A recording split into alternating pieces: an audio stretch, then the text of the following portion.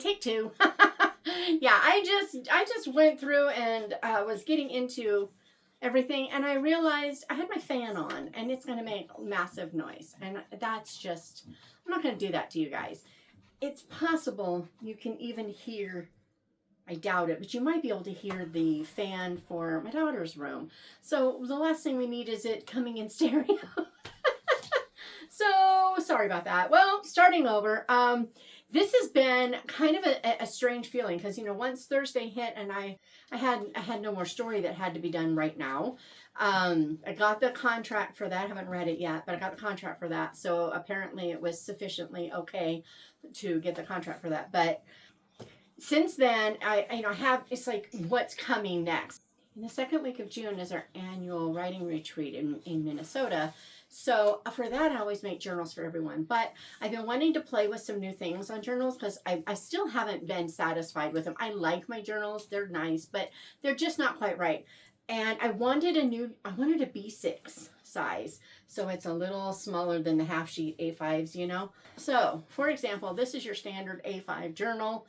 You know, it's basically a piece of paper, letter paper folded in half, and that's how big each sheet is. This is a B6.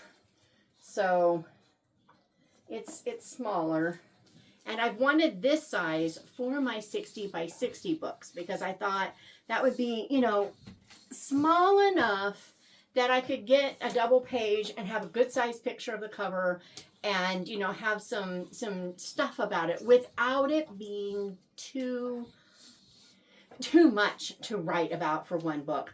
But I'm thinking I chose these 60 by 60 books because I thought they were going to be things that I've either wanted to read or reread for a very long time, or, you know, insert all the things here. So I wanted a journal, and I could order one, yes, but unless I order, is it $100 or is it $75? Neville, really? I don't remember which, but it's a significant amount of money. And that reminds me, I need to cancel the subscription box this time. I don't think I'm going to want it. Anyway, that, you know, that's going to add $10 onto the cost of a journal, and I'm not willing to spend that. Anyway, so I started making one, and I'm sure you saw some of the video footage as this opened, but I got it done, and this is the best journal I've ever made. I have a couple of very minor not satisfied things. I have I rounded the corners, and I didn't get a couple of them pressed down super well, mostly pretty well. So the most disappointing thing about it is this is super cool. Do you see this? I love this fabric. I got it in Greenville, and I bought it because of Mr. Thinker here. So the Thinker, we had these bookends when I was a kid, the little brass Thinker, and ours actually, the little box he sits on, ours was actually like broken in the back, you know. I mean, it's very nostalgic for me. I showed my mom, and she was all excited, and I was like, yes, yes. And I was so careful, you know, when you're looking at it, it's like, yeah, okay, gotta make sure he's nicely in there. And my brain is thinking that this is the front, but of course it's not. You know, you have to, and I wasn't thinking, I got a little too excited. So he's on the back. Mom and I are both bummed, but this is the best journal I've ever made. My problem has always been the spine, and on this one I got it right. So I've read how to do this for years now, and everybody has their own opinion. Make it the size of the text block, all the pages, right? No, make it the size of the text block plus one of the end bookends, the chipboard. Then I found it where it was saying do it both ends.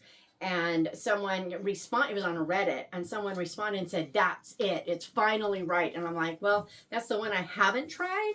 I've tried all the others multiple times, so I tried it, and it came out perfect. I love the end papers.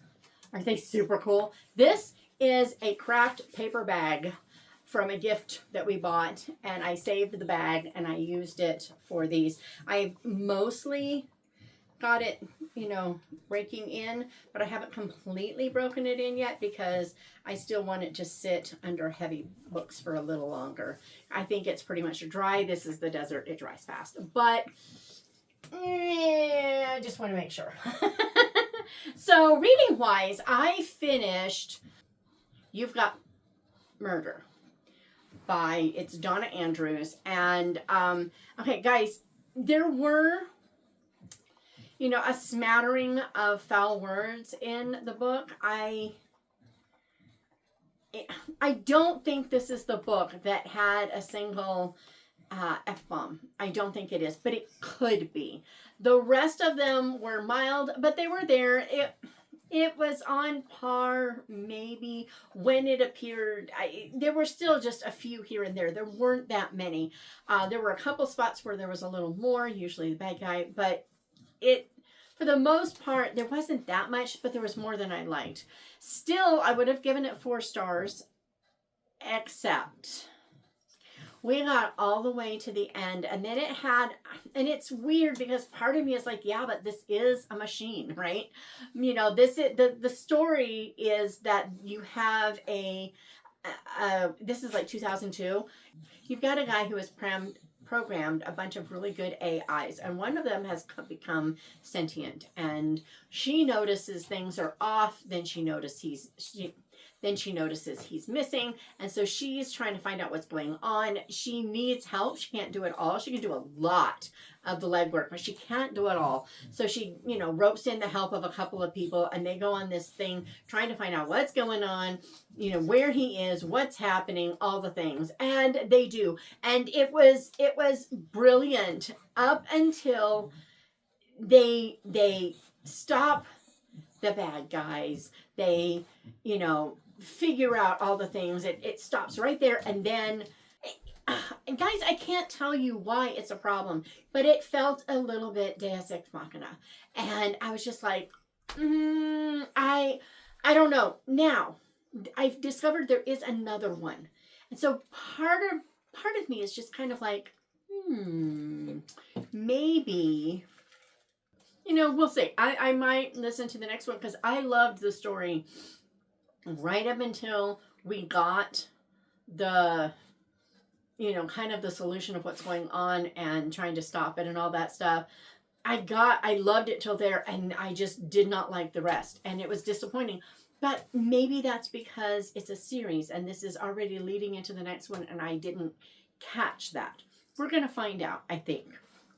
But you know, Music in the Hills, I'm still reading it. I'm not that much further in it. The Warsaw Sisters, again, still reading it. Am farther. Am really enjoying it. I mean, I don't enjoy the pain and the heartache and all the things that go with World War II, particularly in Poland, but it is a really, really good story.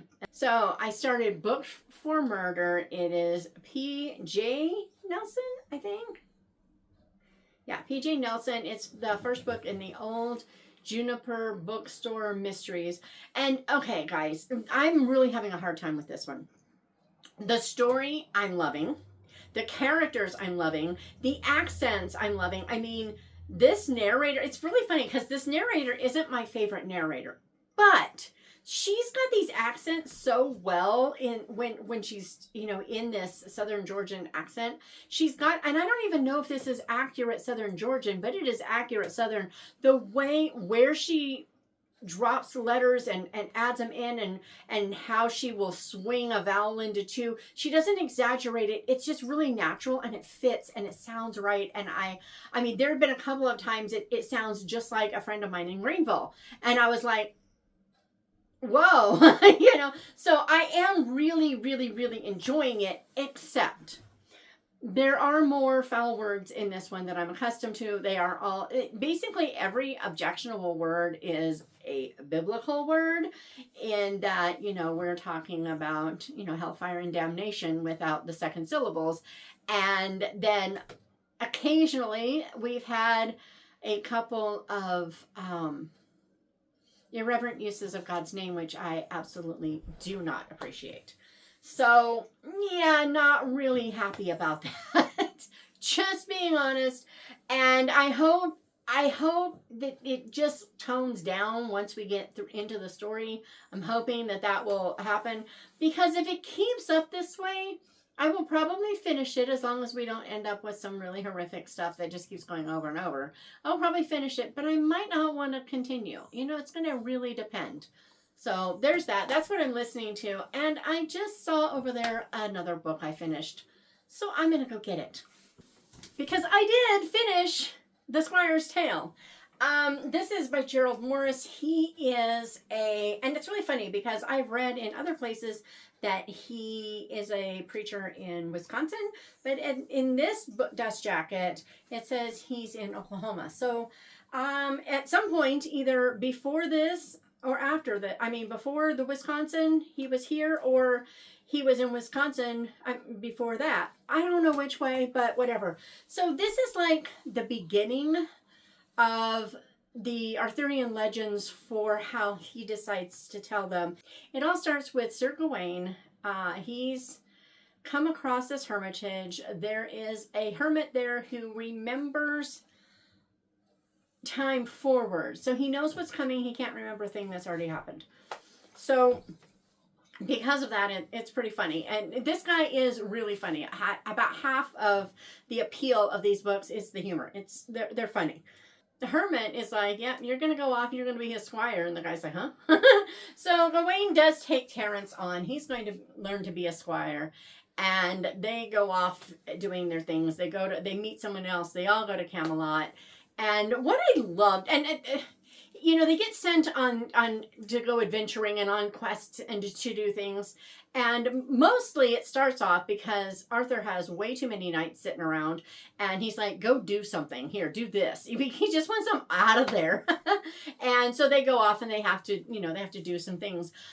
What I really love about this, so Gawain in these is the good, honorable, chivalrous knight that you get in the story of Gawain and the Green Knight. He keeps going that way instead of turning him into the kind of the jerk that Sir Thomas Malory did. And I was glad about that because I always kind of like Gawain. And in here we get a lot of who he is. He's an honorable guy, and he gets frustrated, but he still doesn't let people push him to do stupid things for the most part. He's just a really all-around great guy. The speed of the story is fast. This is middle grade, written for middle grade, not middle grade written for adults. This is middle grade, where it's really fast paced, very short things. It's not long drawn out whatever's, but for kids who, let's face it, Mallory's book was kind of a bit much for a kid for sure. So if you wanted kids who wanted to actually kind of know about them, these are the books. I loved it as much as I did the first time. In some ways, I think I loved it better than the first time I've read it. This is one of the ones I've read the least, which is kind of funny because it's actually one of my favorites. But when I assigned these to my daughter, who just, she has opinions, she was not happy, and she was really just irritated. And she came back later and she said, I love Terence, where's the next one? So for a very skeptical reader, she loved it. So I'm just putting it out there. I did get that one done as well. Okay, then I wanted to do something, right, other than just, talk about a couple of books. So I decided to create a tag. And I'm calling it a tag because I hope somebody else will do this because I think it'll be fun. And I actually have a kind of a bonus challenge at the end. But basically, I wanted to do something for Memorial Day, and a tag seemed like the kind of cool thing. And since this is America's 250th birthday year, I thought, let's just kind of throw that into this as well. So I found 5 quotes from people who were, big names, or at least memorable names in the War for American Independence, and I took those quotes and I created prompts from them. So this is the Memorial Day, Independence Day, all the things quote. And the reason that I went with those people instead of across wars is that when I think of Memorial Day, I really do tend to think of mostly World Wars 1 and 2, Vietnam and Korea, with occasional, my brain will throw in the war between the states. But I don't usually think of the War for Independence as having people who gave their life for their country. What, Shatona? I mean, that's pretty stupid, but it's not where my brain goes. I know. And I'm actually going to say something right now, because this happens every year around this time and then around Veterans Day. There are all kinds of social media posts that say, this isn't about veterans, this is about people who died, and you get the veterans later. Just, this is only, don't post all the veterans. And I'm like, okay, I'm just gonna put my little 2 cents out here about this. And don't get me wrong, I have been that person, but I really thought about it one year, and I realized I don't think the people who died for our country would really care if, on the day to honor their sacrifice, if someone else put out something that applies to all veterans, not just those who died. I cannot imagine those people who died being upset that there are other people out there risking their lives and being honored on a day for them. It really bothers me, because it becomes petty, and it's one more way that we divide ourselves. And I'm just like, no, let's not do this. And the same goes on Veterans Day. Veterans Day is for veterans, yes. But if someone wants to thank a person who is still active military, I've seen them get shredded. It's like, no, they have Armed Services Day or whatever. Guys, can we do better? Because I think that we are killing the spirit of something when we become that pedantic about it. Just saying. Okay, I had to get that off my chest. Now I feel better. We can do this thing. I do not have a name for this. I hope I do by the time I put it up. But we're at this point. It's just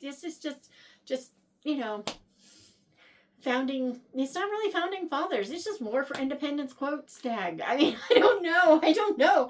I'll try to find something better for it by the time it goes up, but if I don't, oh well. I'm actually even going to do this out of order, because my first recommendation for the first quote is pretty special, and I'm going to save it for last, but I don't want to mix up the order, because this will probably not be true for everyone. All right, so the first name I'm going to read is Thomas Jefferson, and he said, "Where the press is free and every man able to read, all is safe." So I decided to do, for this prompt, a book about books. Now, some of these will be a prompt like, a book about this, or, including this or whatever. Some of these will be about characters. It's going to depend. So just work with me here. Okay. So for that one, I decided, and I've tried to do this with books that I don't always talk about, and this is actually one I haven't read yet. So I do have it, and I do hope to read it this summer, because this looks really summery. And I just like, yeah. So the front, it says, it's got a little tagline that says, "The only thing better than a good book is sharing it with someone you love." And in this charming story of love, laughter, and finding your way, best-selling author Annie Raines shows us that the sun always shines after the rain. I don't know anything about Annie Raines. I don't know anything about this book. I bought it because books, and I hope that I like it. If there's a reason I will not like it, I would love it if someone would tell me before I get invested and then get mad. Just putting that out there. Okay. So chapter 1 has an epigraph by Tolkien. I'm going to see if they all have epigraphs. They do. This one's by Lewis Carroll. And Secret Garden, Frances Hodgson Burnett. So that's pretty cool. All right. The first line is, "Am I at the correct address?" And this book isn't in first person, in case that sounded like it. That is her thoughts. So, Annie Raines, The Finders Keepers Library. I guess I should read more about it than just give you that. It says, "For a gardener blessed with a green thumb, Savannah Collins's life sure seems like it's all thorns, 0 roses. She has no job, no relationship, and no place to live. With nothing but a car full of plants and her new rescue kitten, Savannah heads to Bloom, North Carolina to spend the summer with her beloved Aunt Eleanor, a retired librarian. Her aunt shares the love of literature through the Finders Keepers Library, located in her beautiful garden, where anyone can stop by to pick up pick a book, or leave a book. When a sudden summer storm destroys the library and many of the roses, it will take a village to get everything ready for the garden wedding that is planned there in just 3 weeks.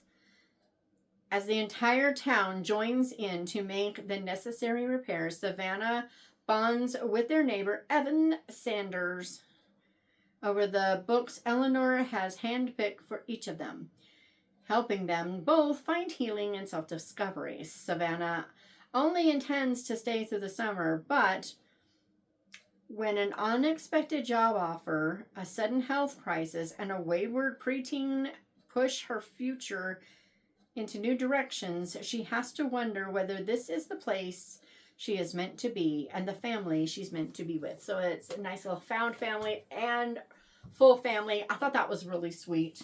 And yes, I wanted more. So there's that one.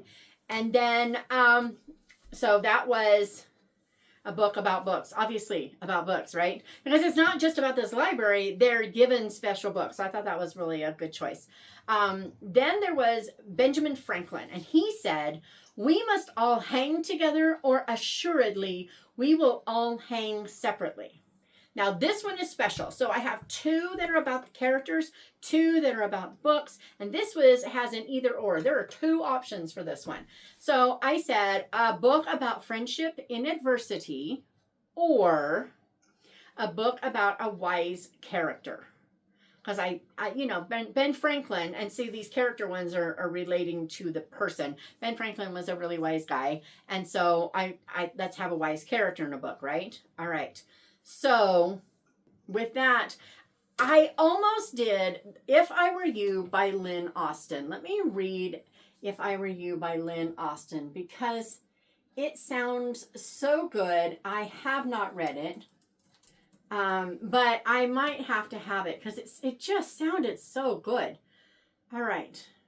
It's a dual timeline, and I'm going to see what we've got here.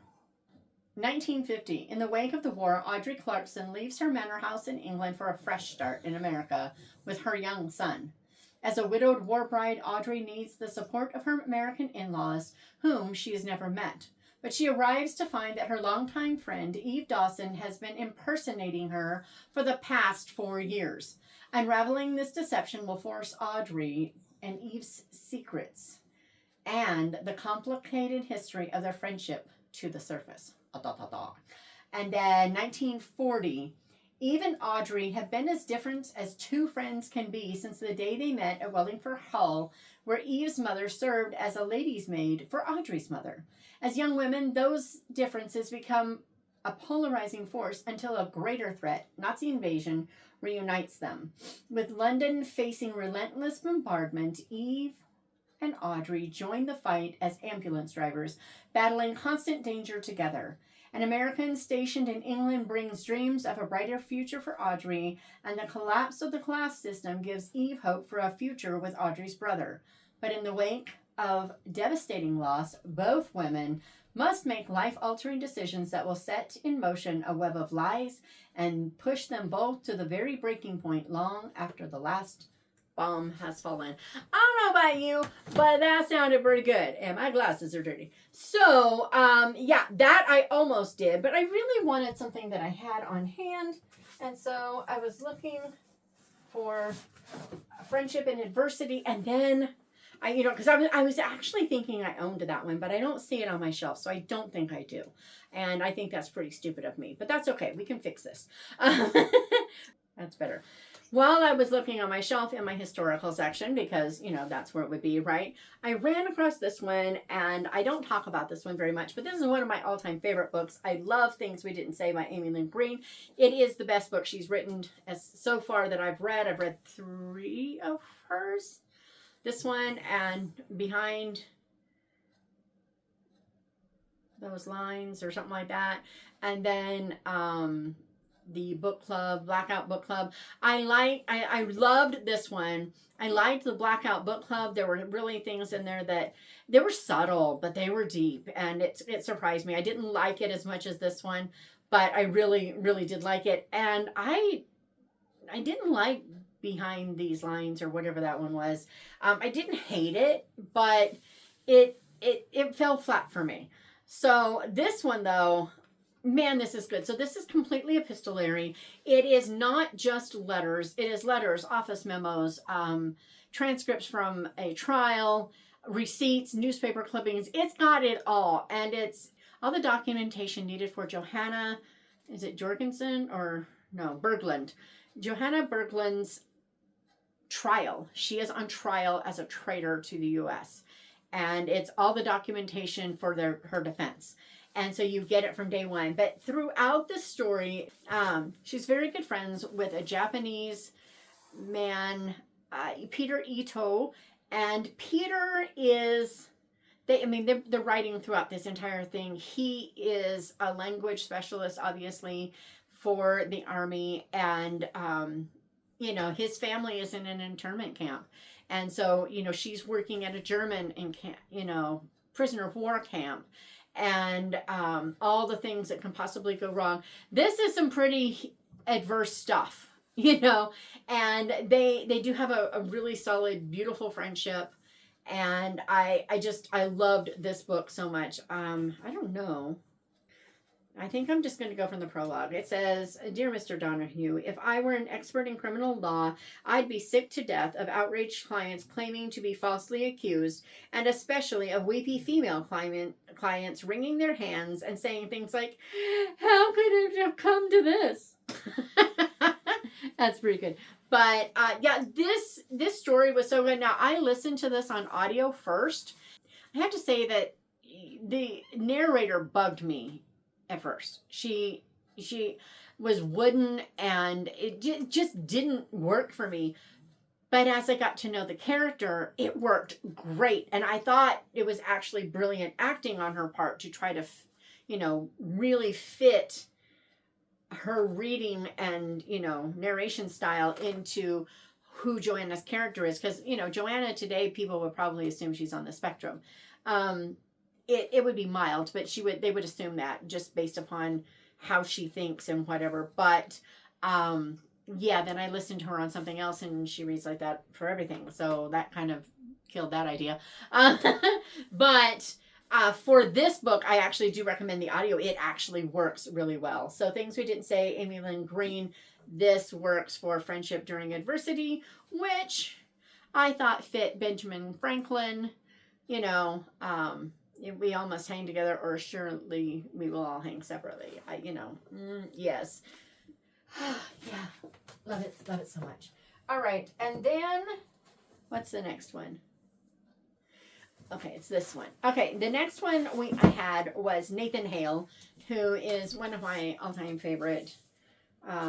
There's a poem about Nathan Hale, who was hung as a traitor. He pretended to be a school teacher, bringing spy documents through enemy lines, and was caught and was hung. But there's a poem that says, "By drumbeat and heartbeat, a soldier marches by." And it's just like you could feel the drums as they're taking him, and it was just so good. Anyway, but he said, "I only regret that I have but one life to live for my country." There is some debate about whether he actually said that. I've heard it my whole life, so I'm saying he did, because it's not going to hurt me to think it. And guess what? It fits him even if he didn't. So I'm going with that. I had a hard time choosing which one.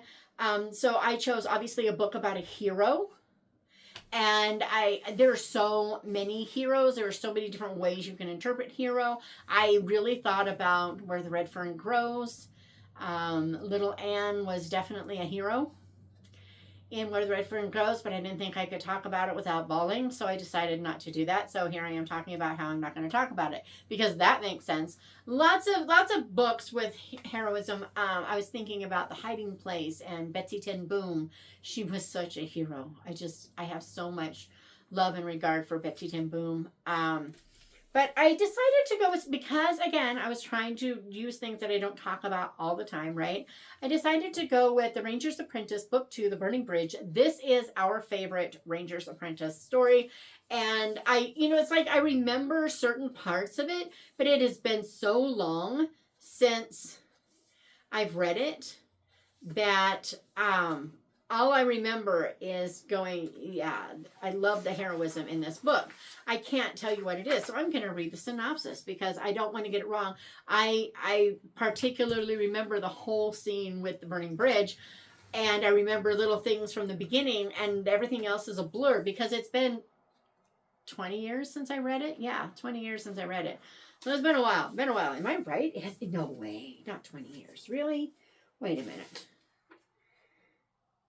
Yeah. Yeah. 20 years since I've read it. I'm old. Anyway. For years, the kingdom of Ireland has prospered, with the evil Lord Morgareth safely imprisoned by impassable mountains. For years, its people have felt secure, but the scheming hand of the Dark Lord has not been idle. On a special mission for the Rangers, Will and his friend Horace, an apprentice knight, travel to a neighboring village and discover the unsettling truth. All the villagers have been either slain or captured. But for what purpose? Could it be that Morgareth has finally devised a plan to bring his legions over the supposedly insurmountable pass? If so, the king's army is in an imminent danger of being crushed in a fierce ambush. And Will and Horace are the only ones who can help them. With bigger battles and higher stakes, John Flanagan's epic adventure charges ahead with this highly anticipated sequel to The Ruins of Gorlan, which was a phenomenal book. I love this series. Book 4, something in Scandia. I can't remember. I don't know if it's going to have the title in here. I doubt it, because this, I think, is like the original book 2 that came out in the US. So yeah, it's not going to show it. But it's something about Scandia. It's basically Scandinavia, right? And I absolutely could not stand that book. They keep them doped up on some sort of drug, and it's just all very weird. It just didn't do anything for me. But this one I loved. This one, again, was our favorite. For me, it was barely better than book 1, but it was a little better than book 1. It was my kids' hands down favorite of all of the books. But there's like 12 books in the series, and sadly, John Flanagan just died. Which, again, sadly. All right. Then,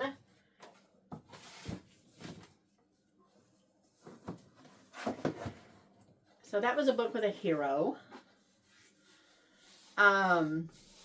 So the next one is Patrick Henry. And this one I had a blast with. I actually came up with this entire thing because I thought of this.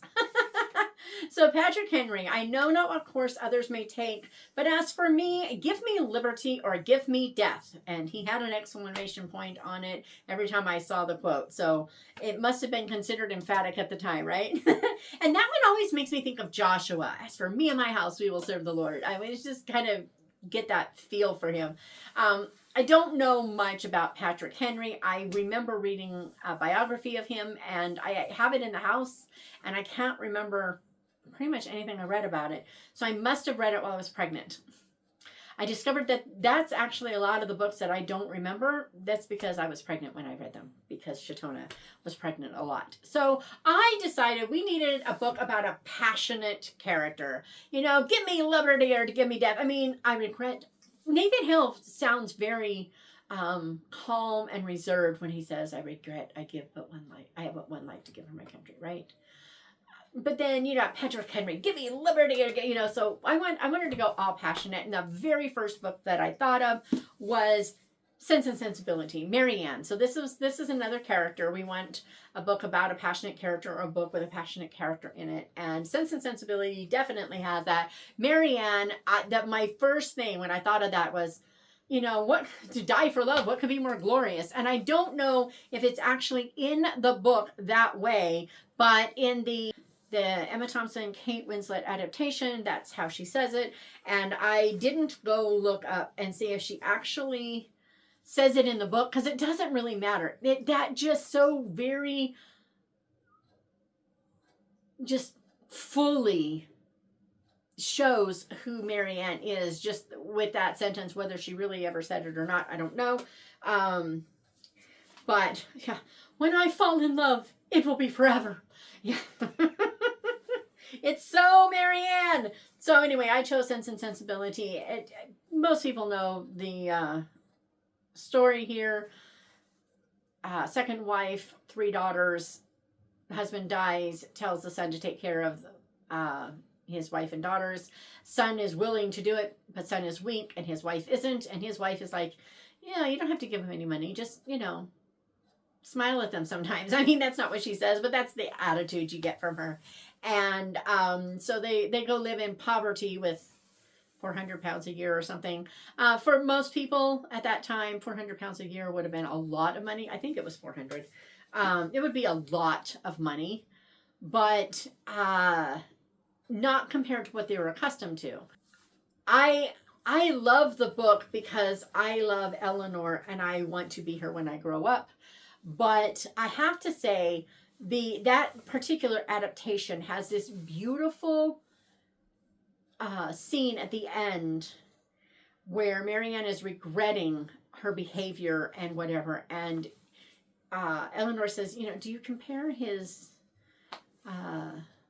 your behavior with his? And she's like, no, I compare it with what it ought to have been. And it could stop right there, but then she continues and says, I compare it with yours, which, okay, in a sense, you could take that in like Paul's, imitate me as I imitate Christ kind of thing. But the point being is she regrets that her behavior wasn't what she knew it should have been. And yeah, it's a really, really, really good book. But it's still not my favorite. Persuasion's my favorite. Well, I think Mansfield Park is my favorite. But it's my favorite story, not my favorite book, is really more how that goes. But anyway, and finally, which is actually number 1, George Washington said, truth will ultimately prevail where there is pains taken to bring it to light. And to me, of all the people during that time in the War for Independence and all the, Jefferson, Hamilton, Thomas Paine, I'm not even just talking about the founding fathers, but even just everything that influenced it, John Locke, all the people, when you look at everybody, but then you have these Benedict Arnold, who was like this amazing guy, and then he became a traitor, and then he regretted his traitorness. And I mean, there's just so many things. Ethan Allen and the Green Mountain Boys. You had some really amazing people. Crispus Atticus. I always want to say Atticus, and it's not. It's Atticus. But anyway, there's some amazing people at that time. Paul Revere, who never said, by the way, the British are coming. He said the regulars are coming, or I think he said the regulars, but I think there was another word in there before it is somewhere. It was the regulars, something. I mean, another word are coming. And he didn't shout it. They were very quiet, and he was hiding it. I just have to, that it's one of those things where I love Longfellow's poem so much, but it is so inaccurate. It drives me crazy. But anyway, for this one, for George Washington, I wanted a character who was steady and reliable. And because that's how I see George Washington. He may have been way more passionate than I know, but everything I've read about him and seen it, he's just, his rules of civility and all the things, he just seems like this very steady, reliable guy. And for that, I thought of Dawsey in the Guernsey Literary and Potato Peel Pie Society. And as I was thinking about Dawsey, because Dawsey is this quiet, steady, everybody relies on him person throughout the entire story. And as I was thinking about it, going, yeah, that is just so perfect, right? Then I really got to thinking. So if you've been living under a rock and you know nothing whatsoever about this book, this is about a writer who finds out through a letter that comes to her from someone who actually bought her book, and he's asking, is there more by this guy? How do I find one? We don't have any books anymore on the Isle of Jersey. And that's when she finds out all the things that happened there. And so she starts writing back between him and a bunch of people in this book club that they had. and she gets to know all of their stories and all of things. It's a beautiful, beautiful story. So with that, I realized, guys, this book, if this were a like reading challenge, this and you can double up, this one book would fill all the prompts, because listen to this. This is amazing. So we have our steady guy, Dawsey. So George Washington, Thomas Jefferson. It needs to be a book about books. There's nothing more bookish than a book about a book club and a gal who writes a book about the book club. I mean, just saying. So there's that one. There's Benjamin Franklin.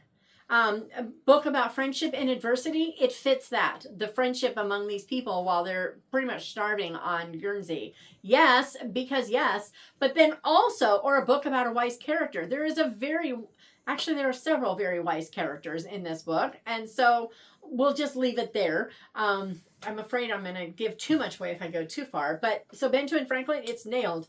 Nathan Hale, a book about a hero. Elizabeth in this book is an incredible hero. She is phenomenal. And then it says, I have a book about a passionate character, right? There are a couple in here. I'm not going to go with what most people will think. I mean, Juliet, definitely, she is a passionate character. She's the author who wants to write about this club. But there's another one in here who is incredibly passionate about her faith, and in all the worst ways. And so I was thinking of Adelaide, what is her last name? Adelaide, I want to say Adams, but it's not. It's Juliet Adams. So Adelaide, I'm going to see if I can find it. No, it's not Juliet. Adelaide Addison. It's Dawsey Adams, and it's Juliet Ashton. Okay. I knew it started with an A. Okay. So all three of them have A surnames. We have Juliet Ashton, we have Dawsey Adams, and we have Adelaide Addison. And this woman is just, she's a piece of work. The very ending, I think the last words of this one might be praise the Lord. Yes, the last three words in this book are Adelaide Addison saying, she's writing it down, Juliet's writing it down, but she's saying praise the Lord, and that's all I'm telling you. But it was so good. It was just so funny that this one, Dawsey is definitely a steady, reliable, just a rock solid character. But this fills all the prompts. So I hope somebody will do this tag. I think it would be a whole lot of fun if you would. And I swear, bonus points or a sticker or something to someone. You send me your address. You do this with books that are patriotic in nature. They don't even have to be U.S. patriotic, but that's even, cooler. But if they're patriotic in nature, which I only have the one, unless you count Ranger's Apprentice, they're fighting for the king, so maybe. But Amy Lynn Green's Things We Didn't Say, that's the only officially patriotic in nature, if you will. It's about World War II. But I know I have a Heidi Schiaparelli, and I have there's one about, I think it's over there, Cal somebody, Turn of Fate, I think is the name of it. That's about the War for Independence. So both of those are War for Independence books. The House of Winslow series by Gilbert Morris, not Gerald Morris, Gilbert Morris.